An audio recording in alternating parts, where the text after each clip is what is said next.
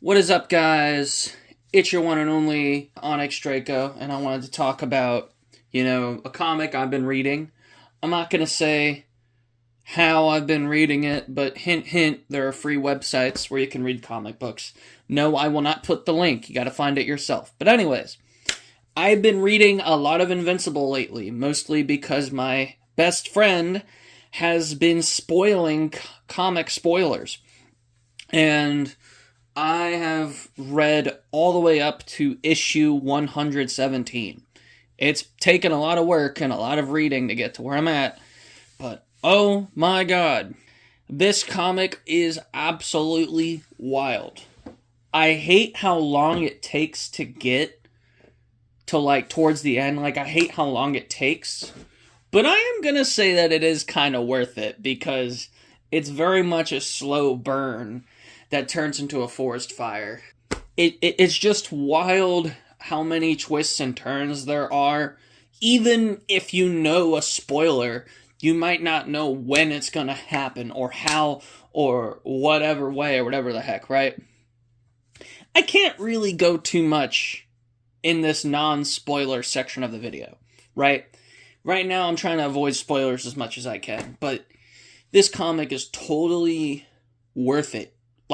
I started as a TV only person, right?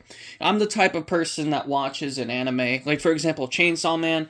I haven't read much of Chainsaw Man yet because I came in through the anime, and it's sort of similar with Invincible, where I started with the TV show. But I am telling you, the Invincible comic, overall, it's slightly better than the show. There are some things the show does better, but the book has a lot of things they do a lot better. That being said, we're going to go into spoiler territory because Invincible is a spoiler it is a entire bundle ball of spoilers, and I wish I read this comic back in high school. I went to high school between the years 2015 and 2019, yes, from 2015 to 2019, in between those years. And I wish I read Invincible back then because nobody talked about it, or at least very few people talked about it. And at the time, I was watching anime like Guyver Bio Boosted Armor, so I'm not really a stranger to things that aren't very talked about, right? That being said, now that the show's come out, I know myself very well. I thought that the show on Amazon was a completely original idea. I didn't think it was a comic adaptation, and then I ended up learning spoilers. So let's talk about spoilers for real this time. I learned stuff early, Robot taking over the world, who Grand Regent Thrag is, how Grand Regent Thrag kills Omni-Man, and all that stuff. But the one thing I might hyper-focus on is Robot. I knew Robot was going to take over the world. I heard about how his suits make these sonic noises that hurt Invincible when he punches them. But the way that Robot does it, frickin' killing Angstrom, the villain that's been a thorn in Invincible's side for a while, right? He kills Angstrom. He kills Mohawk Mark by putting this ball thing in his throat, and it blows up his frickin' face.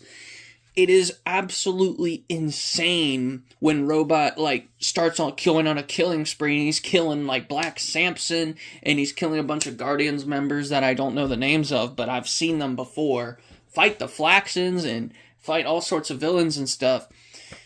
But the most heartbreaking death I saw, or at least to me, was when he killed Shapesmith. And he killed Shapesmith very similar to how Omni-Man killed the Martian in the TV show, where he grabs Shapesmith's core, which I guess is kind of like the Martian equivalent of his heart, and he crushes it.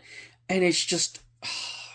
I'm only around issue 117 right now, and I haven't even finished that yet, but my god, Robot is one of my favorite just villains of all time, one of my favorite comic book villains of all time. I think he's absolutely horrifying, and Robot as a character has kind of inspired me to probably try to find Fantastic Four comic books where Doctor Doom tries to do something similar.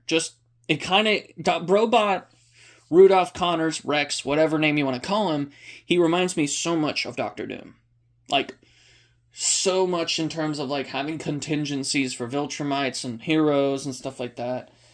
I mean, the fact that he decided to betray Invincible in an alternate dimension and then pretty much abandon him there.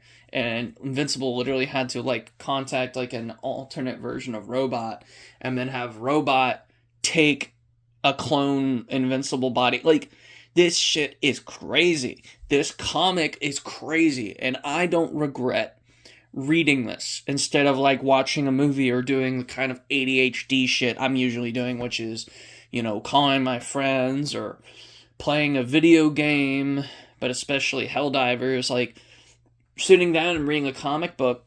I'm not used to putting that much attention into something, but it's totally been worth it. And I know you might not listen to me, but go read all of Invincible. You're able to do it.